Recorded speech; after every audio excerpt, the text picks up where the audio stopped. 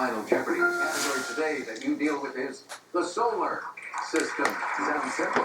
We'll find out when we Well, it's the third night of this tournament, and it's always a sad night because we have to say goodbye to our first two eliminated players. Welcome to the Final Wager.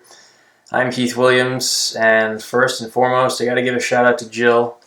She has been following the Final Wager for, I want to say, years, and it's great to see her on stage finally.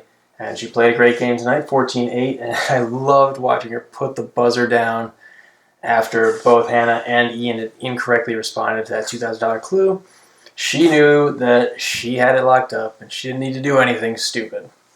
Actually, if she had gotten it wrong, she would still, well, have exactly double Ian's score, which would give us the same interesting situation we had last night, although with lower totals. So I'm still getting the hang of being in this new position, so I didn't have my markers at the ready, but Jill doesn't have to do anything, so I'm just going to, at most 1999, I guess. Hannah and Ian, they got choices to make. Those scores typically not very good for a wild card, so I would not be surprised if both of them go all in here. Ian would want to go for at least 6,000 because he would have the tiebreaker over Hannah, and I don't see any reason to leave too much in the tank. 100, 200. What are the scores right now? We got 11,000, we got 5,000. So both either of them finished in second today. They'd be in second place overall heading into the fourth day, which is pretty solid position. And not too much else to talk about in terms of scoring, but I did take some notes tonight. Hannah on her daily double in the first round, saying, why not make it a true daily double? I wish more players would say that. The easy bake oven glue, actually the whole category brought back some memories of it. So I have this issue where I get random 90s jingles stuck in my head. They're jingles that I haven't heard since the 90s probably, and for some reason I know most of the lyrics, and I'm not going to sing the easy bake oven one, but that one came back, and I haven't heard it in many, many years. No. The Washington Monument being moved each year, that's a funny visual image, but Ian, I know that it's tough under the lights, and sometimes you misread clues like that. And they didn't give a height either. It was a tall thing on an 82-acre plot of land, and the Washington Monument space is pretty big. Manchester, New Hampshire. I'm from Manchester, Vermont, and actually some press coverage of my run on Jeopardy put me in the wrong state, which was borderline insulting, but that's just an old Vermont thing that we hate New Hampshire. I like New Hampshire people. I have a lot of friends who are from New Hampshire. And we'll leave it at that. I got a couple other things written down here, but let's play Final Jeopardy. The solar system is in play, and here is the clue.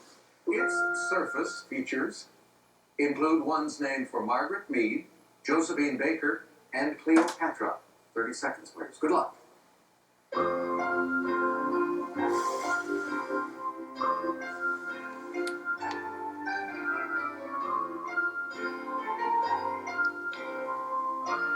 What is this clue asking for? Is this clue asking for the moon or for the moon's craters? Because it could be...